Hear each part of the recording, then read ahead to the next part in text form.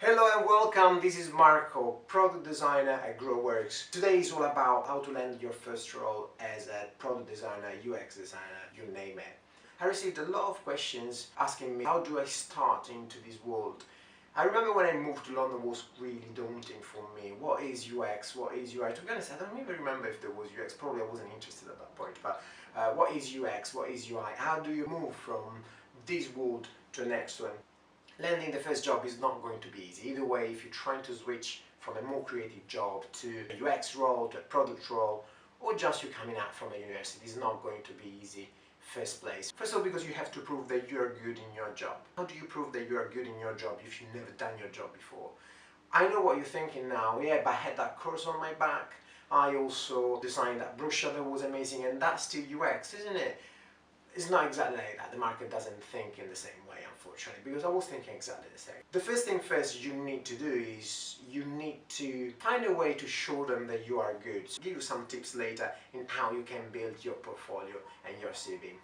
If you want to find a job, you might go through a recruiter.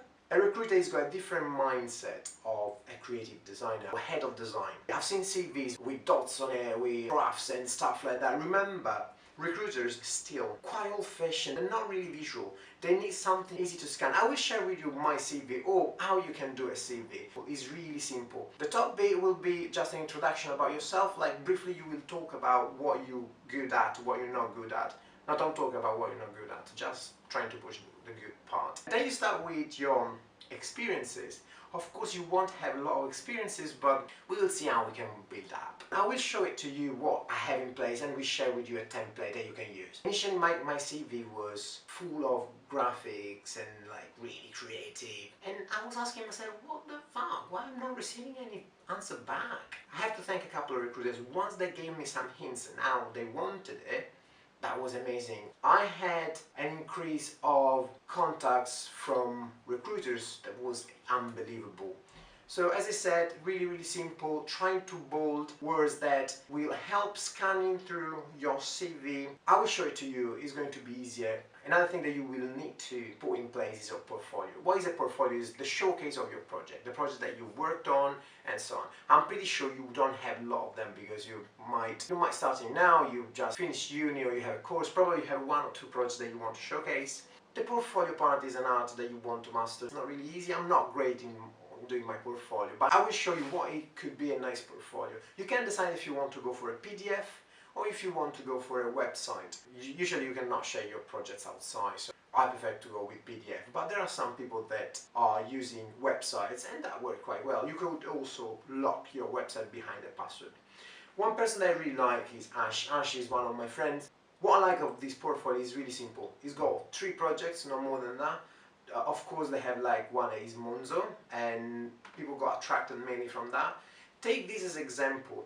This is a good balance between words and visuals and explain step by step what actually happens. What was the problem, the process. You can see it's a bit visual. If as a head of design I don't want to read all that things, I can pick on pictures here and there. So go through this, I will share the link with you. You can see there is like a step by step what he did, what he discovered, and so on.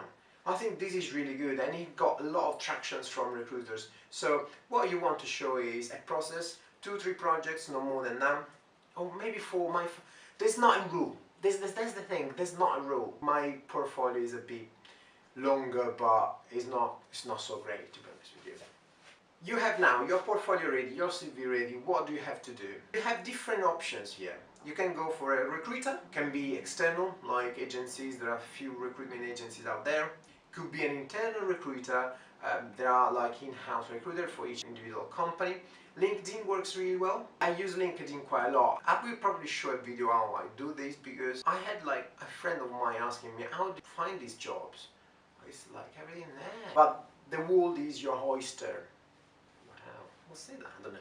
The world is your oyster. Everything is out there. Of course, when you start, it's going to be really hard for you to find a junior designer role. So what you might want to try is to find internship, to find unpaid places if you can afford it.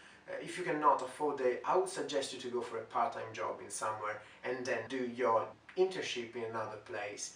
trying to find a way to get some projects out. The way I did it, when I tried to switch, I got in contact with a developer that wanted to design an app, and I said like, I want to design your app, it will be free, do you want to do it? And I started from there. Trying to get a mentor. A mentor is someone that can help you out along the way. I have some mentees, I'm helping some designers nowadays. If you need some help, just drop me a line now, comment these. Get someone that can help you out. Buy them a bottle of wine, Ash did this for me. Buy them a beer, they're going to be fine. Trying to seek someone that can help you out. What you need to do in order to get your perfect job is to try everything. Try anything, don't be picky at all, because you want to make sure you find the perfect fit for you. And how do you know that if you don't try first?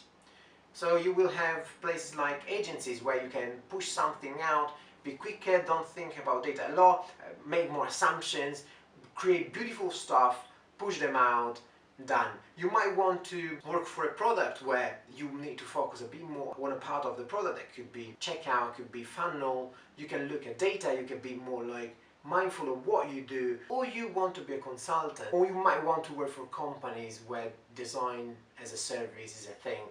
That is up to you, but unless you try that out, you will never learn.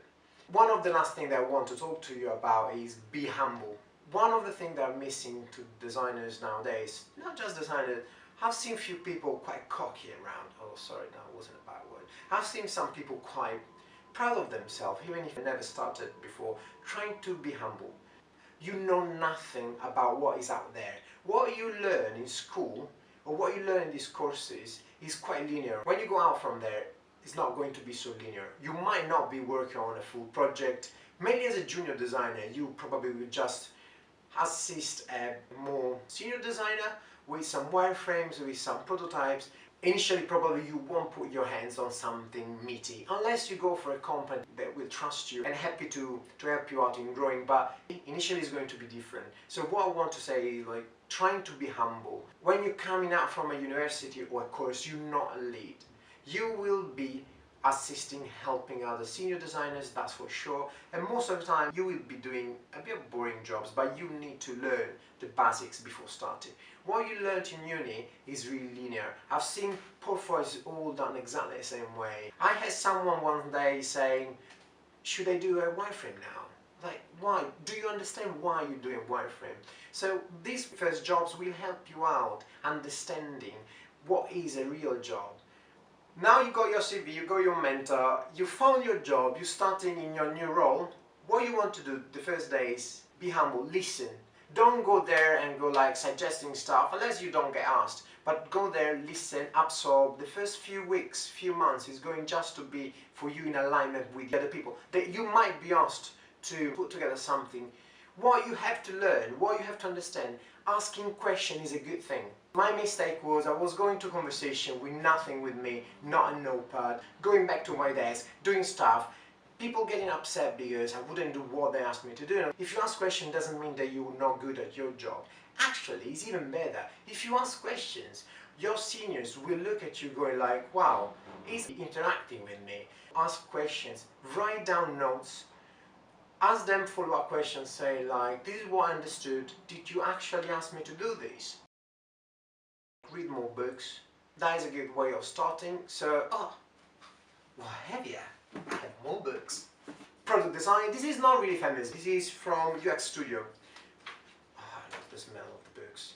It's pretty simple, to be honest with you, but it explains you a bit what is a whole flow. This is quite good if you want to start now or you want to switch. You imagine you are a creative designer, so like, how do I get into this? What the heck is UX? You can read this, it's quite straightforward and so on. Another book you might want to read, and you must read, is The Design of Everyday Things. It's really good. It's like, not small, but this person, I don't know if you ever heard of him, is Donald Norman. Is it quite, you know, he just invented the term UX design, but nothing more than that. So if you want, check this out. And another one that I found really useful is this, is Designing for Behavior Change. This is quite heavy. If you start now, maybe don't, but when you start in product mainly, this is what you want to read. There are other things out there that are free. I love Intercom. Intercom has got a great product called Intercom. You might find some guys about these people. They're brilliant. probably a step ahead of what you need. Put in your bookmark. You read them later when you get a bit more confident with your job. UXPin has so many different resources. I love them. When I was crying because I wanted to know all the different processes, what is the difference between different processes, there is a book, for example, for that, of course. You got books like Website Trends 2019. You have a book called Fixing the Enterprise UX Process, because there are some problems, I don't know if you know, with enterprises. Creating a design system, would they really explain you how to do that? There are some other books out there that explain this, but this is free. Gosh, go and get it. There is one that is my favorite called Real Life UX Design Processes. You have different companies tell you what are the different processes in their companies. I hope you enjoyed this video. You can find me on Instagram, Marco0D'Emilia. I'm quite responsive in there as well, or LinkedIn. If you have anything that you want me to add, just ask me. I hope you found it useful. If you did, please subscribe, put a like, share with your friends. If you didn't, please share with your friends, put a like with someone else who might find it useful. So anyway, thank you again for watching, and I'll see you to the next video.